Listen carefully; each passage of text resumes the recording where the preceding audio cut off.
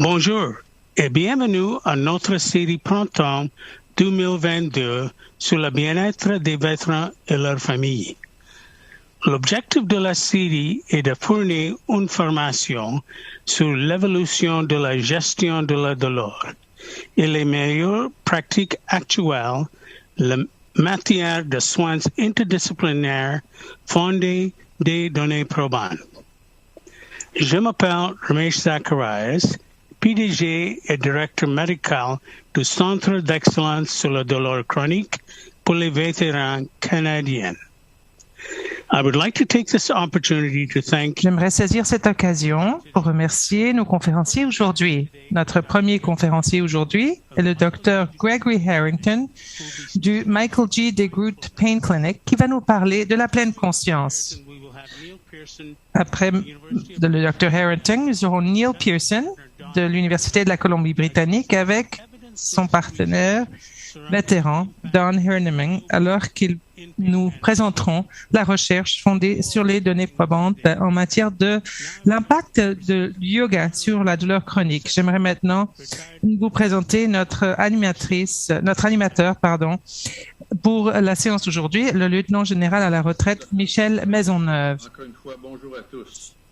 On behalf of the Chronic Pain Center of Excellence for Canadian Veterans, I Au welcome nom du Centre d'excellence sur la douleur chronique, j'aimerais vous souhaiter la bienvenue. Aujourd'hui, nous aurons deux volets, un volet en langue française et un volet en langue anglaise. Nous offrons un service d'interprétation simultanée et tous les documents à l'appui ont également été traduits. Vous devriez également savoir que les présentations et les diapos sont mieux perçues en mode plein écran. Nous aurons aujourd'hui deux présentations et ensuite nous prendrons les questions après chacune d'elles. Je suis très content de faciliter ce webinaire. Moi-même, j'ai servi pendant 35 ans dans les Forces armées canadiennes et comme beaucoup, j'en suis sorti avec quelques blessures qui me causent de la douleur. Le Centre d'excellence sur la douleur chronique pour les vétérans canadiens effectue beaucoup de recherches qui ont déjà fourni de l'aide à nos vétérans souffrant de douleur chronique, à leurs familles et aux cliniciens qui s'occupent d'eux. Notre série de webinaires a pour but d'informer sur l'évolution des méthodes de gestion de la douleur et sur les pratiques exemplaires actuelles en soins interdisciplinaires basés sur des données réelles. Présentés de manière accessible, ces webinaires s'adressent aux vétérans, aux membres de leur famille, aux professionnels de la santé, aux gestionnaires de cas et aux chercheurs. Ils ont pour thème récurrent l'importance de donner la priorité à la qualité de vie générale d'un vétéran, de sa famille et à l'aide d'une approche globale et interdisciplinaire qui aide à orienter le programme de gestion de la douleur chronique. Today's webinar will deal with two very interesting and Le webinaire d'aujourd'hui traitera de deux aspects très intéressants et avant-gardistes des alternatives au traitement de la douleur, ou plutôt des thérapies complémentaires, la pleine conscience et le yoga. Au traitement de la douleur chronique ressentie par certains de nos vétérans, la pleine conscience et le yoga. Laissez-moi donc vous présenter notre premier conférencier. Dr. Gregory Harrington is an associate professor at the Michael G. DeGroot Pain Clinic at the Hamilton Health Science Center. His primary interest is in the treatment of the concurrent diagnoses of chronic pain and addiction. He has recently incorporated a program in the use Le of Dr. Harrington est professeur agrégé à la Michael G. DeGroot Pain Clinic du Hamilton Health Sciences Center. Son principal intérêt est le traitement des diagnostics concomitants de douleurs chroniques et de toxomanie.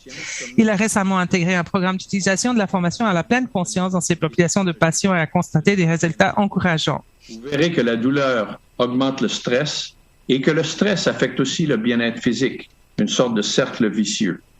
Je vous présente donc sans plus tarder le Dr. Gregory Harrington. Okay, so thank you for inviting me to. Bien, merci beaucoup de m'avoir invité à être des vôtres aujourd'hui.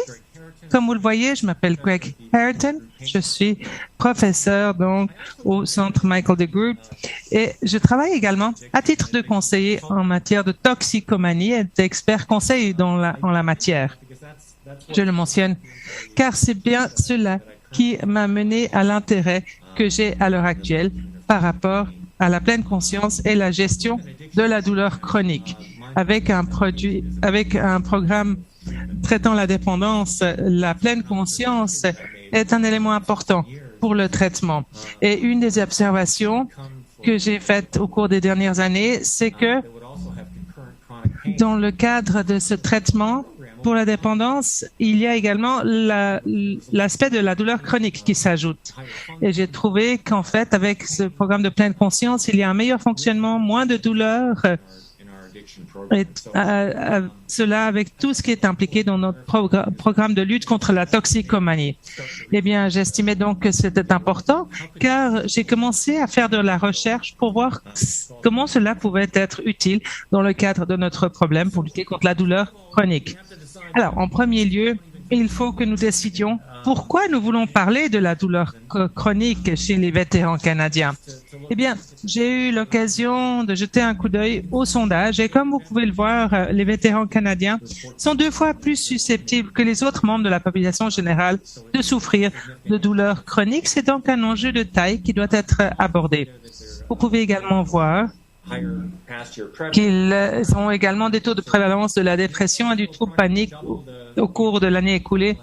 Et il y a également une prévalence accrue du trouble d'anxiété généralisée et que c'est 2 fois plus élevé que celui de la population générale. Alors, ce dont je vais parler aujourd'hui, et quand je me penche sur les différentes donc, quand je me penche sur le cas d'un nouveau patient, j'aime bien essayer de chercher d'où vient cette douleur. Et ce que j'utilise, c'est un point de mire fondé sur un mélange de mysticisme oriental et de médecine occidentale. Tout cela a été utilisé à l'Est, en Inde. Je pourrais remonter de 5000 ans. Donc, je pourrais remonter plus de 5000 ans pour trouver l'origine de la pleine conscience. Et cela a été introduit à notre champ d'expertise médicale. D'où est-ce que cela provient? Eh bien, la documentation qu'ils ont pu trouver à cet égard, c'était un texte qui a décrit en fait 112 méditations il y a plus de 5000 ans. Et si on regarde maintenant ce qu'il en était à l'époque du Bouddha ou de Gautama Siddhartha, c'était vraiment le début de la méditation de pleine conscience. Alors vous voyez qu'il y a eu énormément d'évolution à cet égard. Ce n'est que dans les années 50 et 60 que cela est devenu présent en Amérique du Nord et c'était avec la méditation transcendantale où un yogi célèbre a fait une tournée mondiale et est venu ici. Jon Kabat-Zinn est un médecin à Boston qui a commencé à vraiment rendre cette méthode de pleine conscience populaire. Ça, c'était dans les années 80. Dans les années 90, l'Université d'Oxford a développé la thérapie cognitive basée sur la pleine conscience. Et en 2000, le Dr. Gardner Nix, et c'est avec lui que j'ai été formé au départ, il y a à peu près 5 ans, lui, il a élaboré la gestion de la douleur chronique basée sur la pleine conscience et c'est ce que j'offre et je suis impliqué avec cela, avec mes patients souffrant de douleurs chroniques. Encore une fois, j'aime bien afficher cette diapo parce qu'il y a beaucoup d'autres avantages qui découlent de cette pleine conscience. On va parler de l'effet que cela a sur la douleur chronique, mais ça, c'est une citation intéressante de la part de Bouddha. On lui a demandé « Qu'avez-vous pu obtenir grâce à la méditation ?» Il a dit « Rien. Toutefois, j'ai perdu la colère, l'anxiété, la dépression, l'insécurité, la crainte de la vieillesse et de la mort. » Donc, il y a beaucoup d'autres avantages qui souvent dépassent ou vont bien plus loin que l'avantage de simplement réduire la douleur chronique. Mais vous le remarquerez si vous décidez de vous arrimer à ce programme de pleine conscience. La souffrance, on dit que la douleur, c'est inévitable, mais la souffrance est facultative. La souffrance, c'est quelque chose qui découle du fait de résister à l'état actuel des choses. Alors, si on résiste à la douleur chronique qu'on vit, cela accroît la douleur. Donc, la méditation, la pratique de la pleine conscience a un effet sur la douleur. La douleur est ressentie et réduite, mais cela réduit également la souffrance elle-même. Donc, cela incorpore une composante émotive.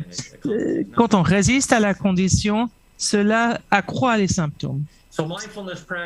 Donc, la pratique de la pleine conscience, eh bien, encore une fois, il s'agit de réduire la souffrance. Et une des choses que nous ciblons, c'est l'attachement à des pensées ou à des résultats, des souhaits d'état physique différents. Encore une fois, il s'agit d'accepter la douleur. Une activité mentale incessante. On parle de catastrophisation, pensée catastrophiste, donc, et toutes les personnes qui assistent à cette présentation souffrent sans doute de douleurs chroniques. Vous avez sans doute des pensées catastrophiques, c'est assez courant. Chez les personnes qui souffrent de douleurs chroniques, il y a également des réactions habituelles et profondément ancrées face au monde. Donc, les façons dont on réagit peuvent être modifiées avec cette pratique de la pleine conscience. Et la recherche de sécurité. Donc,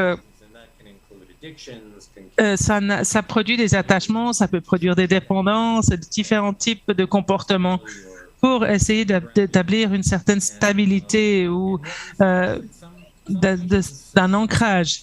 Et on voit que certains patients sont en fait attachés à leur douleur.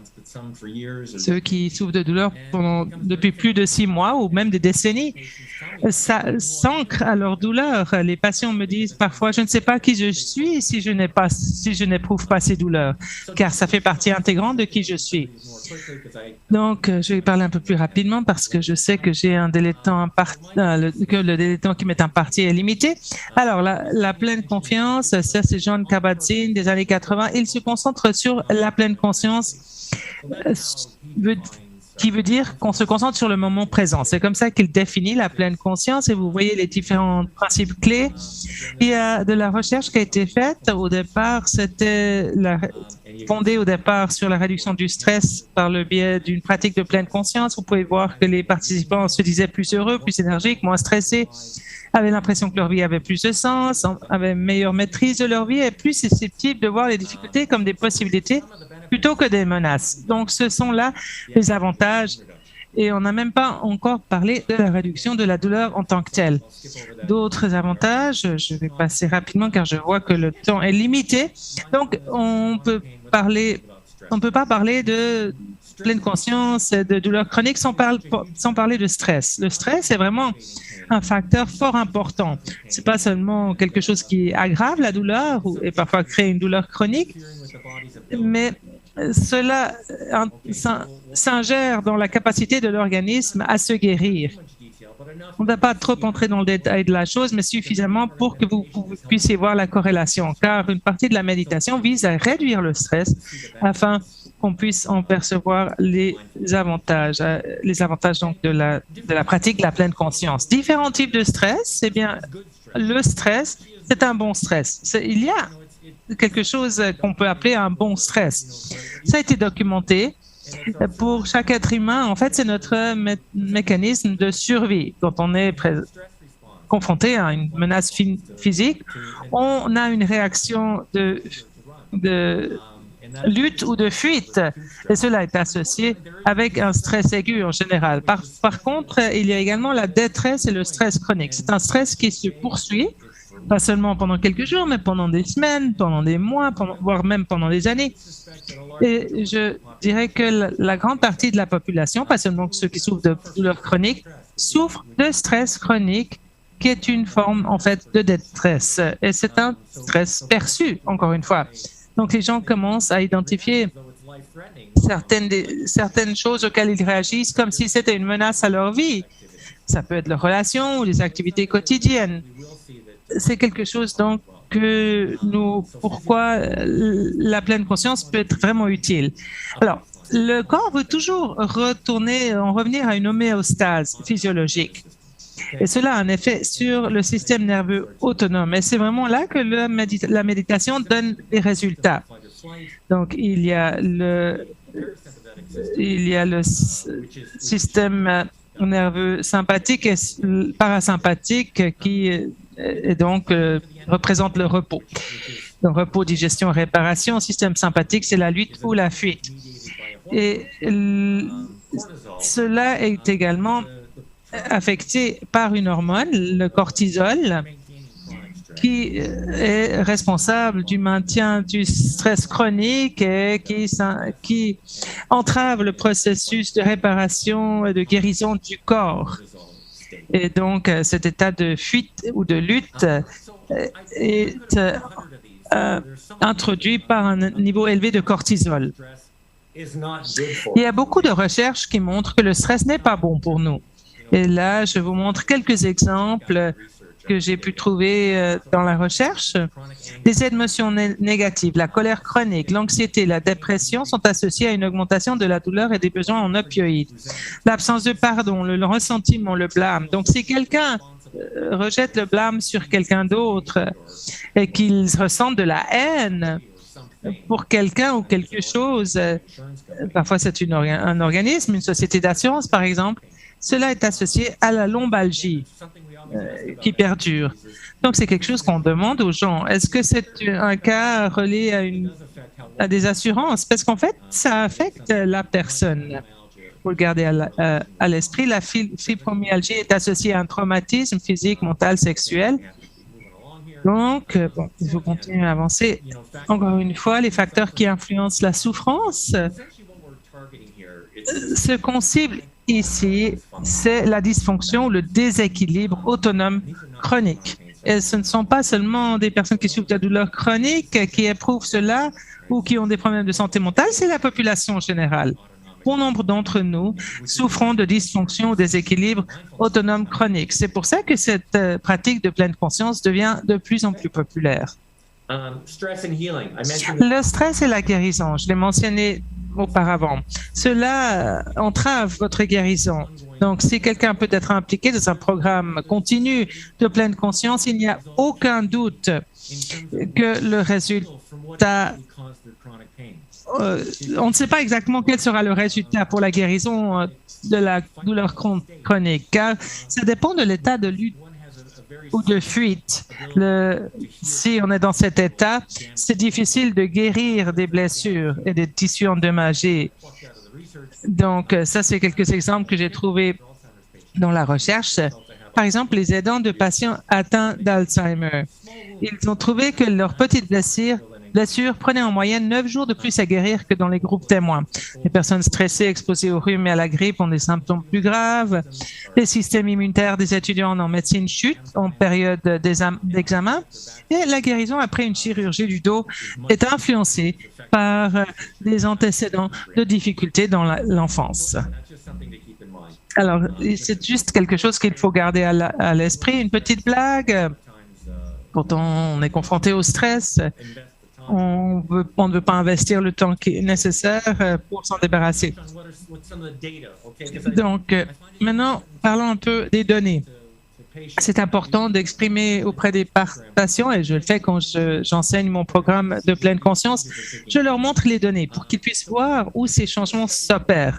Ça, c'est une étude qui a été réalisée avec des personnes qui ont médité pendant 20 minutes, pendant 5 jours, et cela comparé à un groupe de contrôle qui faisait de la relaxation contrôlée. Et on a trouvé qu'il y avait une augmentation de l'activation de certaines parties du cerveau. Ça, c'était fait par un IRM fonctionnel. Et ils ont également eu un EEG. Et ils ont trouvé qu'il y avait une augmentation des ondes θ qui stimule le système de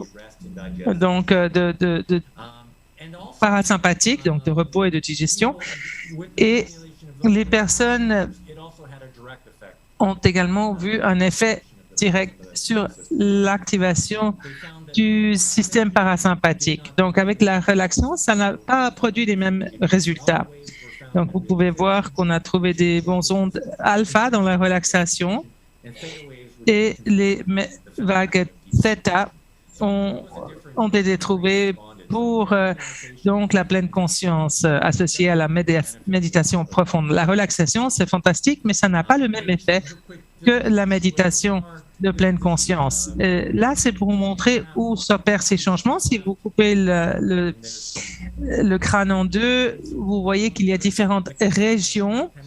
Donc, c'est la connexion entre les deux hémisphères, le corpus callosum, vous pouvez voir le cortex préfrontal, qui sont impliqués, et le préfrontal médial, le cortex préfrontal médial.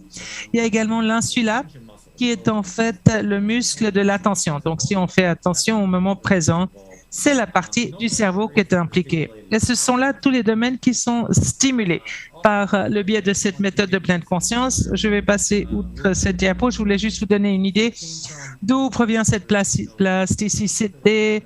Il y a donc des changements qui se produisent dans le cerveau qui sont durables, non seulement du point de vue structurel, mais également des changements physiologiques, comme vous pouvez le voir. Et donc, on entend parler de la phrase les neurones qui se déclenchent ensemble se lient ensemble. Donc, plus vous exercez ces neurones, plus il y a de liens qui se forment. Et la méditation zen active le CPF, le système opioïde endogène. Ça stimule la même partie du cerveau et il y a une stimulation du cortex préfrontal. Ça passe par l'hypothalamus et on augmente la production d'opioïdes endogènes. Ce sont en fait des analgésiques que votre corps produit. Et ce que vous pouvez voir à la droite, c'est qu'il y a également une réduction du stress, et également réduction du cortisol, et cela augmente l'efficacité des opioïdes endogènes.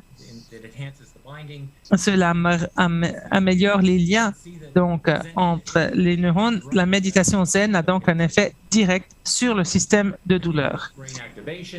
Encore une fois, activation du cerveau. Vous pouvez voir que ce sont toujours les mêmes zones du cerveau qui sont activées et on a trouvé que les méditants avaient moins de sensations de douleur. Ensuite, la morphométrie. Une morphométrie, on voit qu'il y a une perte de densité corticale,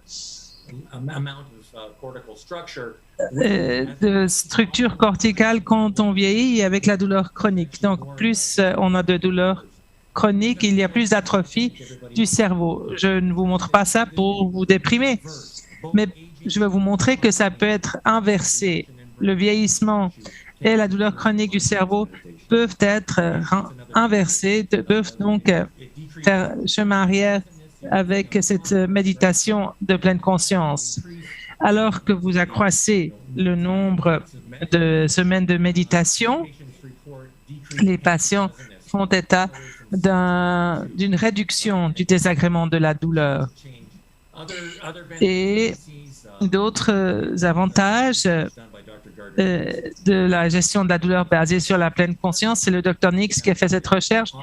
Ce n'est pas seulement la douleur qui est réduite, mais les activités de loisirs augmentent, les activités récréatives, donc une meilleure qualité de vie. Et ça, c'est la dernière étude que j'aimerais vous montrer qui montre que la pleine conscience qui compare donc l'effet de la thérapie cognito-comportementale et la pleine conscience. Ils ont trouvé qu'on pouvait éliminer les traitements antérieurs et trouver de meilleurs résultats avec ces deux types de thérapie pendant 4 mois. Après 6 mois, la pleine conscience a encore su réduire la douleur et après 1 an également. Tandis que la thérapie cognitivo-comportementale ont des effets qui s'estompent après 4 mois. Donc, ça vous montre que oui, la thérapie cognitivo-comportementale est également efficace, mais la pleine conscience va bien plus loin que cela encore. En résumé, la douleur chronique demeure un enjeu important chez les vétérans des forces armées canadiennes. La prévalence des diagnostics de maladies mentales a augmenté. Ces maladies doivent être traitées simultanément. Et encore une fois, ce sont là les programmes qu'on essaie d'offrir afin de pouvoir aborder les deux problèmes. La pleine conscience peut être une modalité de traitement adjuvant très efficace pour la douleur chronique et les troubles psychiatriques concomitants, mais ça ne fait que faire partie des autres thérapies.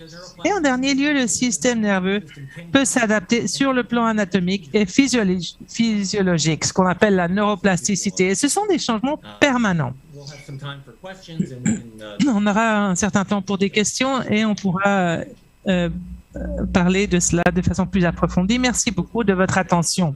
Pour cette excellente présentation. I found it very interesting, the correlation between J'ai stress. trouvé intéressant de voir la corrélation entre le stress, la douleur, la guérison et le fait que la pleine conscience peut être bien utile. On va maintenant passer aux questions. La prochaine question, on va répondre à la première question de votre part. Est-ce qu'il y a des données probantes qui montrent que la pleine conscience peut inverser la pathologie de douleur chronique? Oui. Alors, premièrement, j'aimerais vous remercier toutes et tous de votre attention et de m'avoir permis de participer à cette séance de formation. Comme j'étais limité au niveau du temps imparti pour la présentation, normalement, quand je fais cette présentation avec mes patients de pleine conscience, je présente bien plus d'études, plus de diapos également. Et je montre beaucoup plus de données probantes. Mais il n'y a aucun doute, et vous pouvez le voir, grâce aux études initiales que j'ai présentées dans cette conférence, que même 20 minutes par jour pendant 5 jours de pleine conscience amène des changements physiologiques du cerveau, des changements au niveau du flux sanguin au cerveau, dans les domaines du cerveau qui réduisent la douleur et cela active le système parasympathique.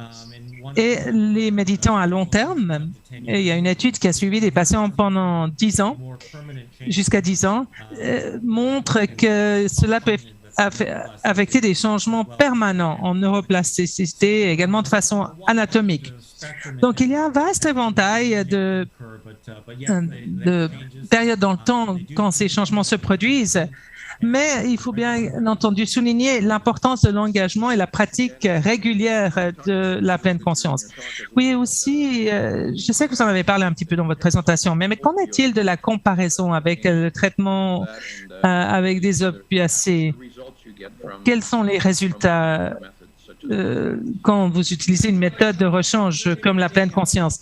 Oui, eh bien, c'est un sujet bien intéressant, surtout maintenant avec toute la controverse entourant les opioïdes et les risques par rapport aux surdoses et aux dépendances. Il y a des études bien intéressantes et une étude que j'aimerais signaler, c'est l'effet direct de la méditation de pleine conscience sur le système endogène de production d'opioïdes du corps.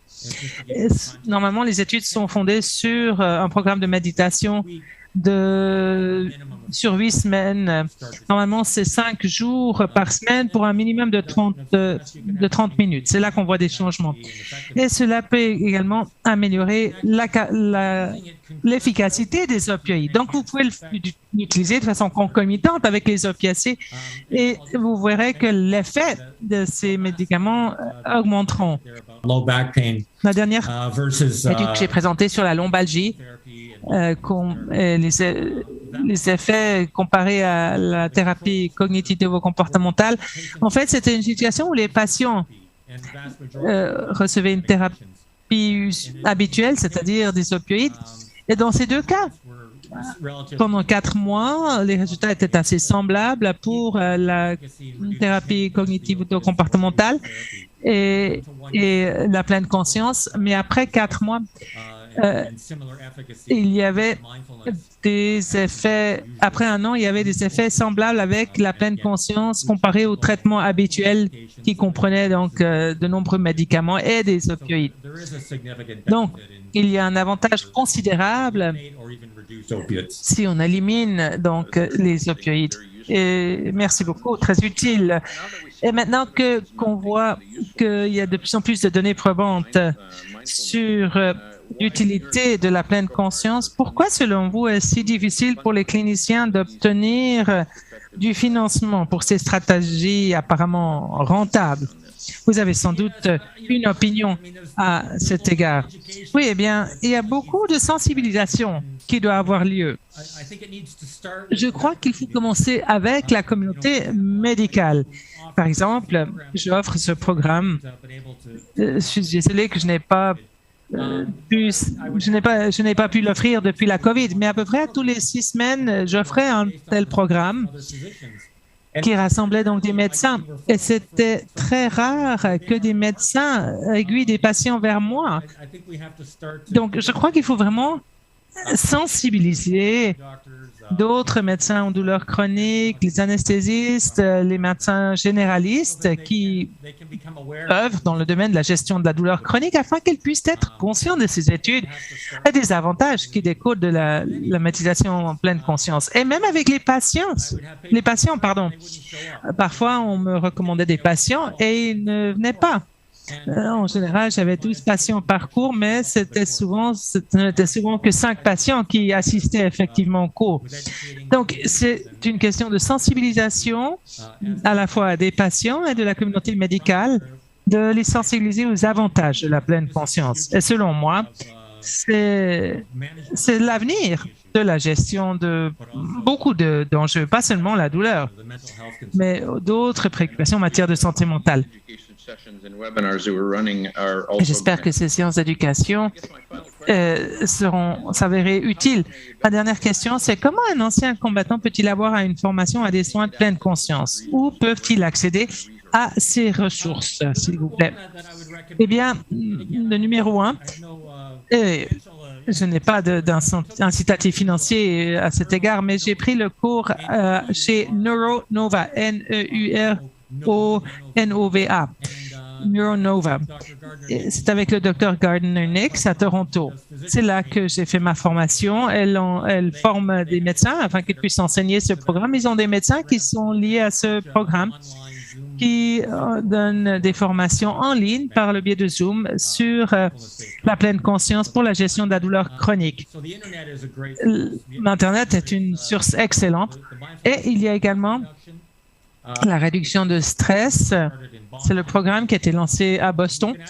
Et en fait, vous pouvez y accéder si vous faites une recherche sur Google et c'est gratuit. Donc, voilà les 2 points d'accès les plus faciles et on pourrait y accéder très rapidement si on cherche à le faire. Nous allons maintenant passer à notre deuxième présentation par M. Neil Pearson et Mme Dawn Herneman, que je vous présente maintenant. Neil Pearson is a Canadian leader. Neil Pearson est un chef de file canadien dans la gestion de la douleur, un professeur auxiliaire à l'Université de la Colombie-Britannique et un physiothérapeute expérimenté et un thérapeute de yoga certifié. Titulaire d'un BA en santé et éducation physique et d'un MSc en réadaptation de l'Université Queen's, Monsieur Pearson est aussi le président fondateur de la division canadienne des sciences de la douleur en physiothérapie. En tant qu'écrivain en herbe, il a écrit des livres sur le yoga, la thérapie au yoga pour la douleur et est récipiendaire de nombreux prix de la Therapy Association et de l'Université Queen's. Monsieur Pearson est un éducateur engageant et un clinicien compatissant, capable de rendre le complexe compréhensible, désireux de partager ses connaissances et son expertise dans le traitement de la douleur, est toujours désireux d'en savoir plus. Il sent que ses mentors et professeurs les plus influents ont été les personnes souffrantes qu'il a servies. Pour sa part, Mme Dawn Herneman a servi pendant 30 ans dans les forces armées canadiennes, prenant sa retraite en mars 2018 en tant qu'officier de sélection du personnel. Sa carrière bien variée l'a vu devenir parachutiste, servir avec les Skyhawks, et elle était également experte de la résilience au centre de conduite après capture. Comme vous le savez peut-être, le centre d'instruction sur la conduite après la capture, entre autres formations, aide à préparer le personnel militaire à résister à l'interrogatoire s'il est capturé. Dans une quête pour trouver un soulagement à sa douleur chronique, à ses problèmes de santé mentale et son stress, Dawn a exploré plus en profondeur certaines des pratiques qu'elle a enseignées au centre CAC. Ce chemin l'a amené à des pratiques de yoga et de méditation fondées sur des données probantes et sensibles au traumatisme, dont certaines sont des traitements de médecine alternative offerts dans les hôpitaux américains pour anciens combattants. I can tell Neil you et Dan discuteront du yoga comme thérapie complémentaire ajoutée à d'autres traitements de la douleur. D'après une expérience antérieure, je peux vous dire qu'il est parfois difficile de convaincre un vétéran que le yoga pourrait soulager leur douleur et améliorer leur pleine conscience. Tous les vétérans à qui j'ai parlé qui étaient sceptiques au début, sceptiques par exemple à St. Anne Hospital à Montréal, ont été agréablement surpris après avoir commencé un programme de yoga et plus tard, ils l'ont même jugé essentiel. Neil et Dan fourniront plus d'informations sur le sujet. Hello and welcome to this presentation on yoga for well-being and yoga as a therapeutic intervention. Eh bien, bonjour. Je m'appelle donc. Je m'appelle Neil Pearson. Et je suis très heureux d'être ici. Dan Herniman est ici avec moi, qui est vétéran et qui auparavant était sceptique du yoga. Et en fait, c'est formidable que nous puissions vous faire cette présentation à ce sujet. Alors, nous allons commencer à mentionner le fait que nous avons tous des partis pris et Dan et moi allons essayer de limiter nos partis pris en soulignant le fait que bon, moi je suis expert conseil auprès de Clinique LifeMarks et d'autres organismes. Je suis également directeur de ma propre société qui intègre la science et le yoga. Et Dan est vétéran. Et donc, nous avons plusieurs objectifs d'apprentissage aujourd'hui.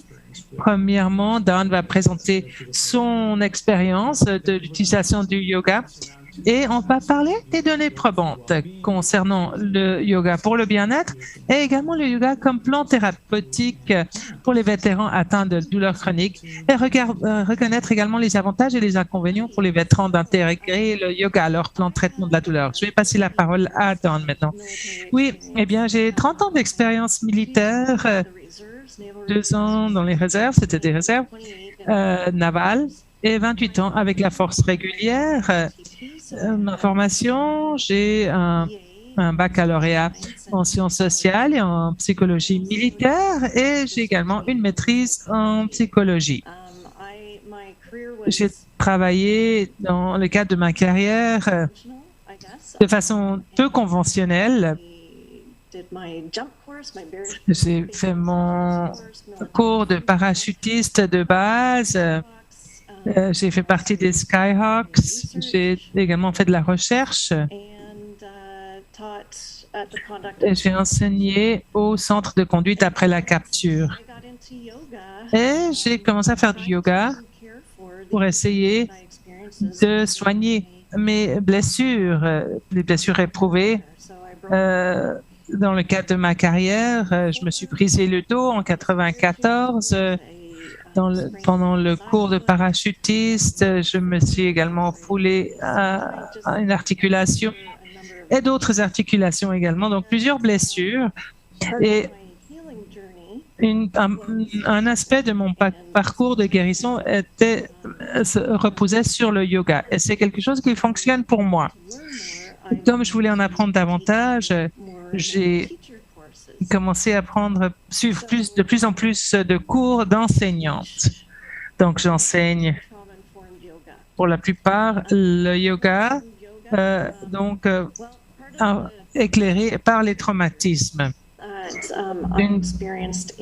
Les obstacles auxquels j'ai fait face dans le cadre de mes soins, c'était que quand on parlait de yoga, le CAC n'appuyait pas le yoga dit de traitement, ce n'était pas appuyé par d'autres centres d'excellence à titre de modalité de traitement. Et quand je parlais à certains médecins, ils disaient oui, vous n'avez qu'à faire du yoga. Mais il y a beaucoup de types différents de yoga. Et ce ne sont pas tous les types de yoga qui... En fait, on dit que le yoga, c'est pour chaque corps et pour tout le monde.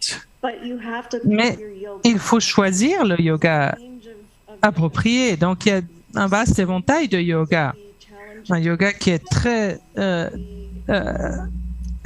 difficile du point de vue physique et un yoga qui est plus méditatif et qui relaxe. Donc, il faut vraiment trouver ce qui fonctionne bien pour vous. Et il faut également trouver des professeurs qui sont formés pour les traumatismes. Et il y a un manque de studios au Canada. Moi, je n'ai pas été en mesure de trouver des instructeurs, des professeurs qui savaient comment gérer des personnes qui avaient éprouvé des traumatismes. Et de se rendre à un cours civil normal, pour moi, ça déclenchait des pensées négatives. Je n'ai pas vraiment pu ressentir les effets bénéfiques du yoga. Et quand j'ai regardé ce qui se faisait aux États-Unis et ce que les cliniques y offraient, c'était vraiment fondé sur les traumatismes. Maintenant, pour parler des avantages de l'inclusion du yoga dans vos soins, je vais parler de mon propre vécu. C'est bien de pouvoir se concentrer sur une chose pendant votre journée. Est-ce que c'est simplement le fait de devenir centré, d'écouter votre propre corps, d'être dans votre corps, d'être dans le moment présent, de se concentrer sur sa respiration? Ça vous donne un moment de repos des pensées négatives et cela vous permet de vous détendre. Et j'ai tout de suite ressenti, parfois c'était immédiat, les journées varient, mais j'ai vu une amélioration immédiate de la douleur, de la tension, de l'humour, et ça vous donne cette capacité de répondre aux événements qui vous arrivent au lieu d'y réagir. Cela améliore donc vos relations interpersonnelles. Et cela vous enseigne également que vous n'êtes pas brisé. Quand on assiste à beaucoup d'autres types de thérapies, on commence à avoir l'impression qu'il y a quelque chose qui cloche, qu'on est brisé. Mais le yoga vous enseigne que vous êtes entier. Il faut simplement il faut simplement cheminer vers cette expérience. Ça m'a également enseigné le fait de faire preuve de compassion envers moi-même. Ça, c'est une chose dont j'avais vraiment besoin. Et dans le domaine militaire, la compassion et la gentillesse n'est pas monnaie courante. On perçoit cela comme étant une faiblesse. En fait, ça a été mon expérience. Et c'est ce que le yoga m'a offert. Et c'est pour ça que je continue avec mon cheminement de yoga.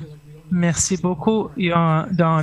J'ai presque l'impression qu'on n'a pas besoin de parler plus longuement. Ces avantages sont tellement évidents. Après avoir travaillé dans des centres de gestion de la douleur, vous savez, on veut voir ces résultats, mais souvent on ne les obtient pas. Alors, qu'est-ce que le yoga? Eh bien, le yoga, c'est un système d'enseignement, de pratique qui vise à atténuer la souffrance. C'est-à-dire donc de vous faire comprendre que vous êtes entier et que vous n'êtes pas brisé. Le yoga a souvent différentes techniques, la façon dont nous agissons dans le monde, comment nous traitons nous-mêmes. Il y a les mouvements, les postures, les pratiques de respiration et d'énergie vitale. Mais il y a également des aspects qui vous mènent à la méditation, un regard tourné vers l'intérieur, une meilleure attention et concentration, la méditation. Et même au-delà de cela, comment se connecter avec soi, les autres et le monde. Et souvent, c'est nécessaire quand nous éprouvons de la douleur chronique et des blessures. On peut diviser le yoga de façon différente. Le yoga que Don a suivi était par le biais de cours, je crois. Et les cours ont généralement plusieurs aspects. Il y a la présence, l'attention à soi, la régulation, la respiration de certaines manières, l'apprentissage dans l'aisance du mouvement et des positions du corps dans certaines postures. Et à la fin, il y a la détente et l'intériorisation à la fin du cours. Et quand vous faites du yoga, un des avantages pour les vétérans, c'est qu'il y a un schéma ou un rituel dans les cours. Donc, on sait ce qui va arriver et c'est bien important pour nous suite à des blessures. Mais les cours thérapeutiques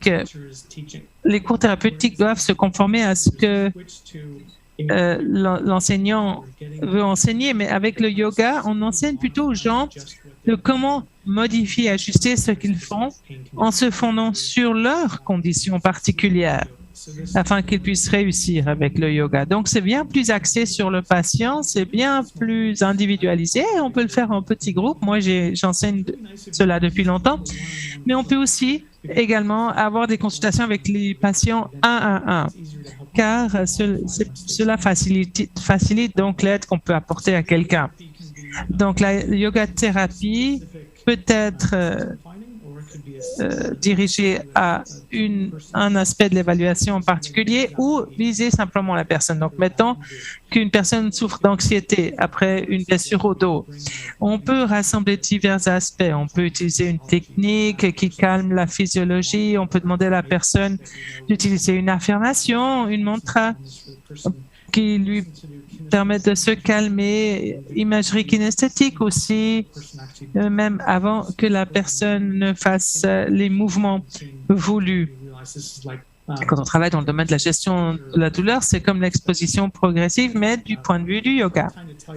J'aimerais bien pouvoir vous parler de toute la recherche qui a été faite à cet égard. Il y en a beaucoup et la recherche dit qu'il y a de multiples études systématiques qui confirment les avantages des cours de yoga pour les adultes, qu'il s'agisse de douleurs chroniques, la lombalgie, l'arthrose, l'arthrite rhumatoïde.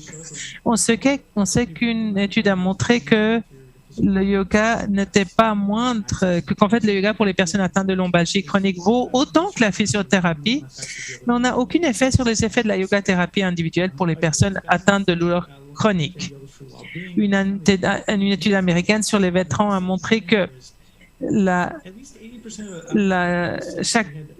au moins 80% des patients ont dit qu'ils avaient vu une amélioration de 33% des divers symptômes, donc la douleur, le niveau d'énergie, dépression, anxiété. C'est impressionnant. On sait également qu'il y a des preuves scientifiques que la yoga thérapie fonctionne bien sur les vétérans atteints de douleurs chroniques. Les principaux résultats d'une étude de 2020 sur les vétérans souffrant de lombalgie chronique ont montré que l'invalidité, l'intensité de la lombalgie s'était davantage améliorée chez les participants au yoga.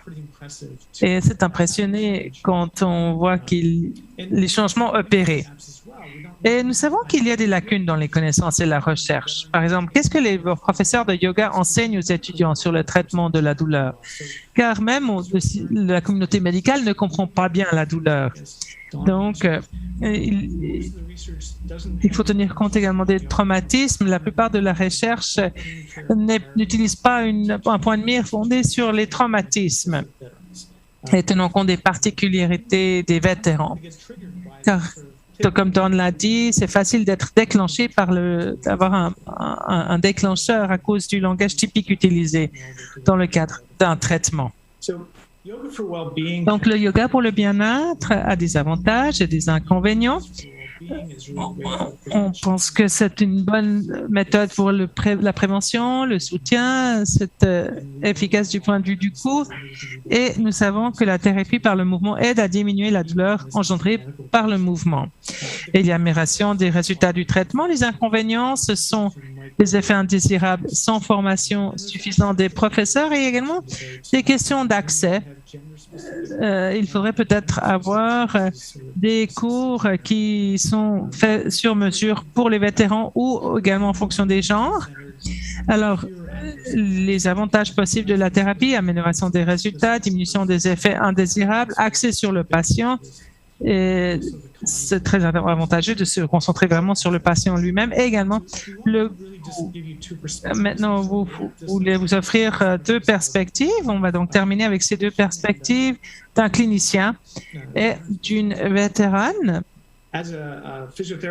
En tant que physiothérapeute depuis 1985 et ensuite enseignant de yoga depuis 2 décennies, les trois ont beaucoup de valeur. Ils ont tous des rôles différents à jouer. Donc, pouvoir continuer à faire du yoga dans la communauté pour le bien-être, c'est une bonne chose à faire après le traitement.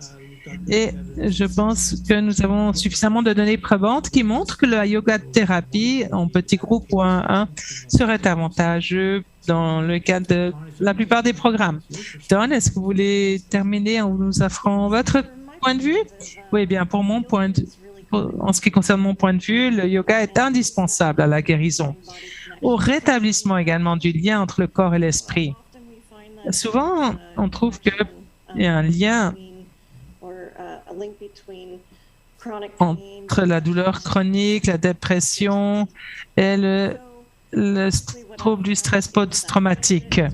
Donc, le yoga est essentiel pour la guérison et pour rétablir ce lien entre le corps et l'esprit et pour rendre plus efficace la thérapie, donc où on parle à un psychologue ou un psychiatre. Aux États-Unis, ils trouvent que le yoga est plus efficace que la pharmacologie et la thérapie verbale. Et ça nous donne plus de pouvoir sur notre propre bien-être, afin qu'on puisse contrôler notre propre bien-être et qu'on soit moins dépendant de la pharmacologie.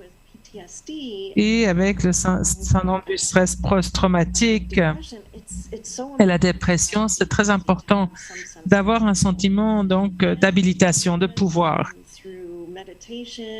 Et également la méditation et la respiration, et tout cela nous donne autant d'outils qu'on peut utiliser en tout temps et n'importe où.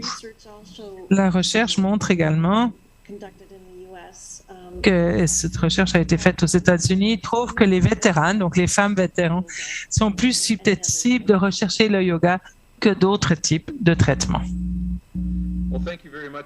Eh bien, un grand merci à vous deux pour cette présentation passionnante. J'ai trouvé que cela suivait très bien la présentation sur la pleine conscience qui nous a été offerte auparavant. Donc, certaines de ces questions ressembleront aux questions qu'on a posées au Dr. Harrington.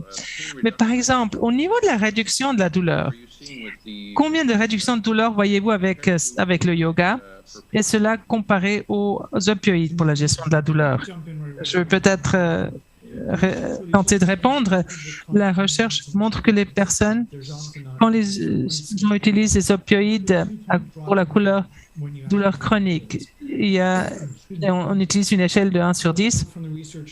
Ce qu'on sait sur la recherche, quand on ajoute le yoga, ça peut faire baisser la douleur d'1 point sur cette échelle de 10 points.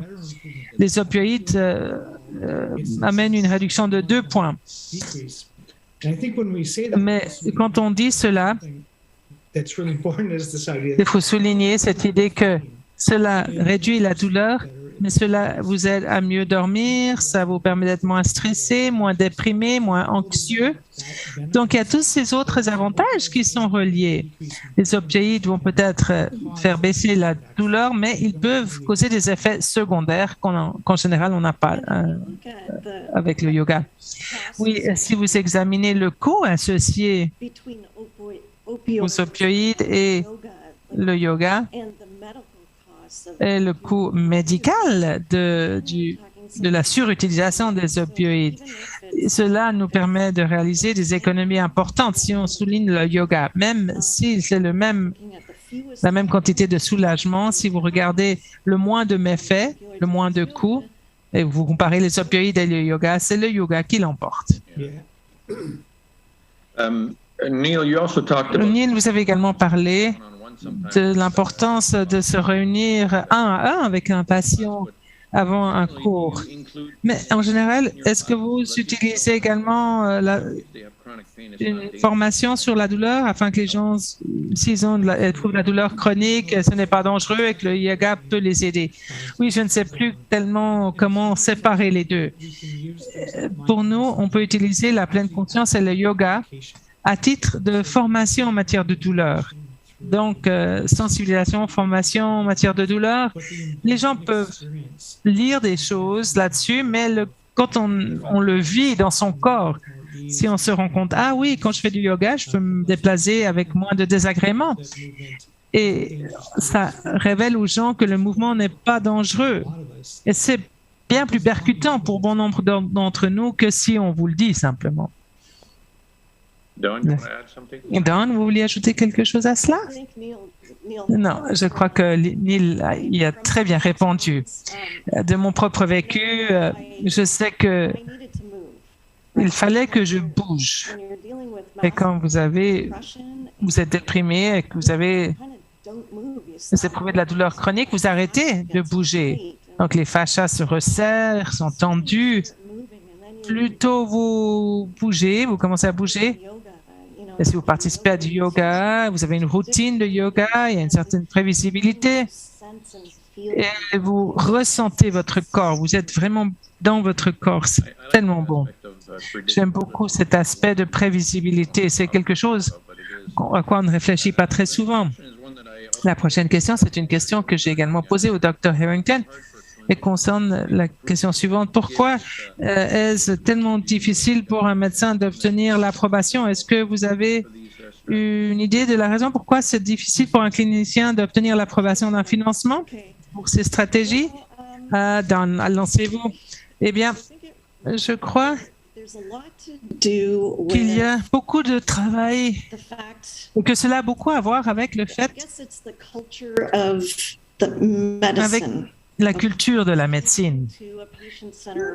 C'est en train de changer pour être davantage axé sur les patients. Au sein du service militaire des États-Unis, dans les hôpitaux pour vétérans, ils exigent une ordonnance spécifique pour inclure ces thérapies complémentaires et intégrées, comme le yoga, la méditation, l'acupuncture et d'autres thérapies complémentaires. Depuis 2006, il y a eu des types de méditation ou de yoga qui ont été utilisés pour traiter les vétérans qui soit souffrent de douleurs chroniques ou troubles de stress post-traumatique ou d'autres difficultés de santé mentale, d'autres troubles. Donc, ça existe déjà. Ils traitent les gens avec cela. Ça fait plus de 2 décennies qu'ils le font. Mais ils disposent de l'infrastructure voulue. Au Canada, on n'a toujours pas cette infrastructure, vraiment. Donc, oui. Il faut sensibiliser les fournisseurs de soins de santé pour qu'il y ait plus de financement à cet effet, en faire la promotion, promouvoir le fait que c'est un bon traitement. Vous devriez voir ces vidéos des États-Unis de vétérans qui ont essayé le yoga. Ils sont complètement époustouflés par l'efficacité de ce traitement. J'aimerais également ajouter quelque chose. Ce n'est pas une question de recherche. Si on examine la recherche, il y a autant de données probantes à cet égard que pour d'autres thérapies agréées. C'est pas ça le problème. Le problème, c'est vraiment de disséminer les connaissances et de modifier les points de vue. Et il y a également un enjeu supplémentaire par rapport au yoga, parce que le yoga, c'est pas seulement une chose. On doit s'assurer que les gens, qu'on leur offre du yoga qui correspond à leurs besoins, que c'est éclairé par les traumatismes, que cela vise leurs conditions particulières. Donc, il y a différents cheminements qui sont importants pour que tout cela fonctionne bien. Et une dernière question rapide. La même question que pour le Dr. Harrington.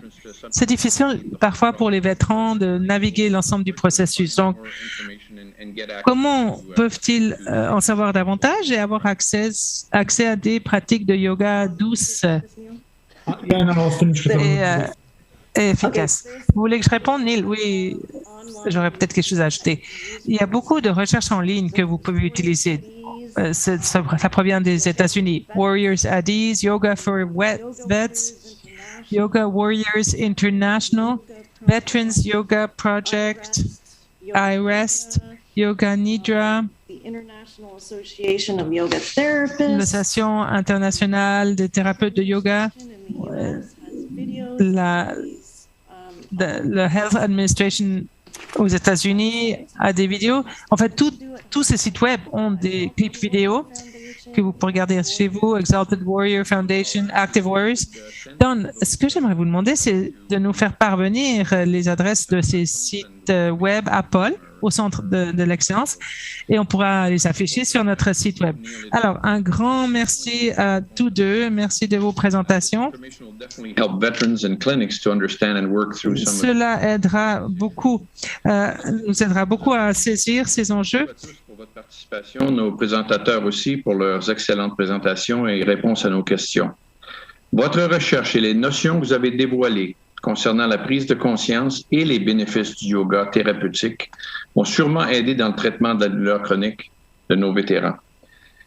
The Chronic Pain Center of Excellence for Canadian Veterans will continue to perform research on the best therapies to treat chronic pain with the aim of bringing hope to all those suffering. Nous voulons donc pouvoir aider tous les vétérans et leurs familles pour gérer leur douleur. Nous soulignons les soins interdisciplinaires pour la gestion de la douleur chronique où différents professionnels de la santé travaillent ensemble et partagent la même philosophie concernant le traitement de la douleur chronique et enseignent aux patients des stratégies pour gérer leur douleur chronique.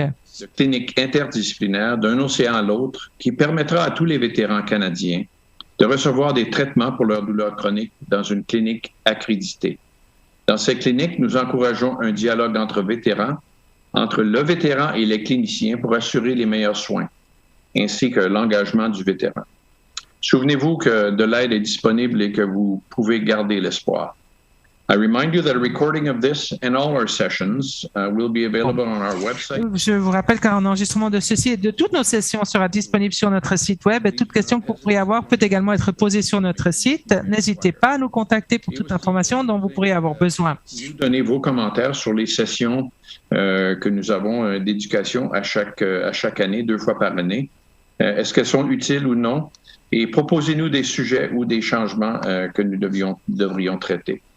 Now we're holding another webinar on Tuesday, not Wednesday, but nous organiserons un autre webinaire mardi, pas mercredi, mais c'est bien mardi le 14 juin à midi, heure de l'Est, qui traitera de l'utilisation des drogues psychédéliques comme les champignons et l'ecstasy pour le traitement de la douleur.